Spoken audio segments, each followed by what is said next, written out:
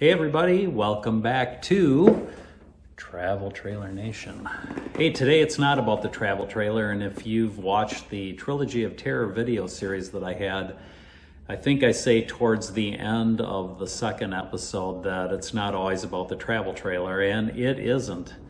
So we've had a lot of things going on here in addition to doing the ceiling around the trailer, which could probably do a video on that. I have some other things that I'd like to do videos on, like what I typically look for and check before we leave on a trip, which I will probably be dropping in a couple of weeks because we do have another trip planned to a Texas state park. Eva's very unhappy. But what I wanted to talk to about today is, it's more than about the travel trailer. You need to watch your tow vehicle too and make sure that you're up to date on your maintenance. I have gotten down to the point where I needed to replace the fuel filters on my 2020 Ram diesel. And if I were to do that at the dealership, they wanted to charge over $200 just to replace those filters. That included the parts.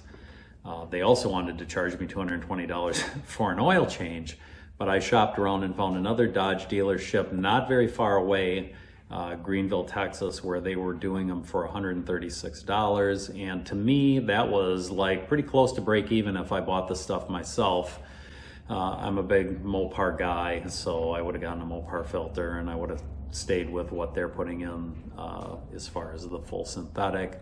So I think I would have ended up around $90. So I felt like, I think then I'd have shipping on some stuff. So I figured I'd be a little over $100, and for an extra 30, I thought that just seemed like a good deal to go there and let them deal with the mess. Now, but as far as the fuel filters, that I thought I could do myself and save a lot of money. And I don't really have an update for you on what I spent on those filters, but I know it wasn't a great deal, and they're Mopar from Gino's Garage, and I highly recommend them. They sell a lot of OE Mopar stuff, and I got those filters at a really good price, and I probably saved myself overall doing this easily over $100, maybe more.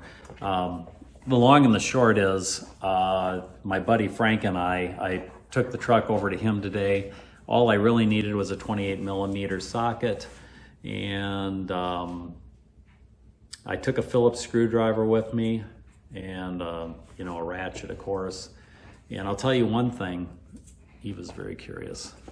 It was very hard getting those caps off the canisters to actually drop the filter out on the back end. And that was hard.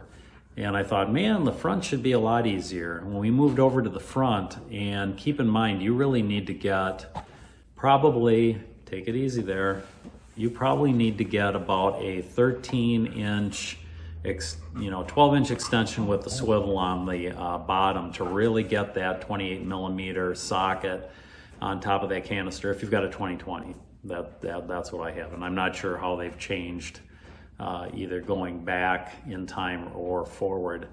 And I'll tell you what, that was a beast. That was very hard to turn. Now, the interesting thing is on the back canister, when I loosened that, and I did put a tube on there and drain the fuel out, and when I turned that, when I finally got it moving, it took a good 1 or 2 rotations before it actually freed up enough to where I could spin it down. And what I did, after I shut that little fuel supply off, because not a lot drains out, there is a lot of fluid back up in there. I took about I believe it was like maybe a half-gallon baggie, put it up over that whole filter canister, and then turned it like that, and all the fuel came down into that baggie. There's probably a good cup of fluid, and I zip tied that, and then I removed that, took that filter out, went to the front, stuck a hose up inside the tiny little hose that they have coming off of that. Why they didn't put like a larger hose, a longer hose coming down, is kind of beyond me. It was kind of hard to locate it to start with, but then it's like basically about a half turn to release the fuel out of that hose, and then it was a beast to get that cap off. I mean, I started thinking maybe I just didn't have enough strength to do it. And then Frank, he's a big guy, he got up there and he cranked on it, and we realized then we were just going to have to get an extension up above the engine and go with a 1/2-inch drive, which we did, and then it finally turned. And it was funny because once it cracked open, it turned.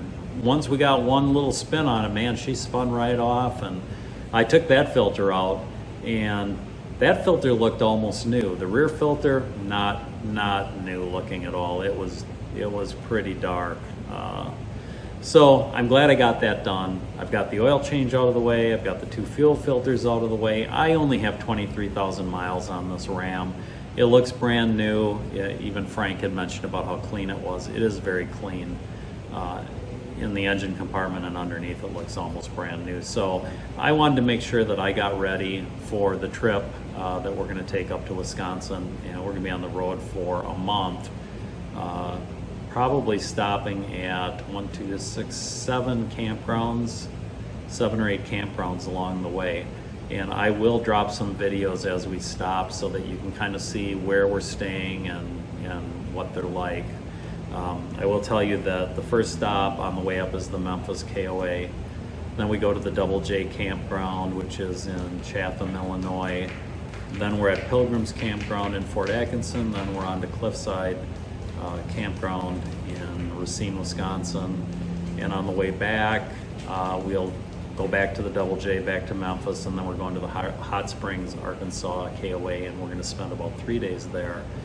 But like I said, we'll be on the road for about a month, and I will try to get you guys some videos on the location so you can see if there may be a place you consider staying. I will say this: the Cliffside Park is an amazing park, and anyone that's nearby or wants to travel to Wisconsin should really check that park out. It is a beautiful park. It's quiet.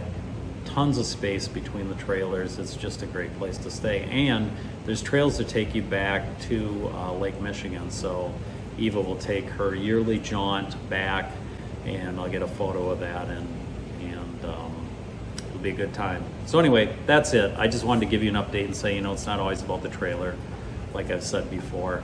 And today it was about the Dodge Ram. So until next time, happy camping.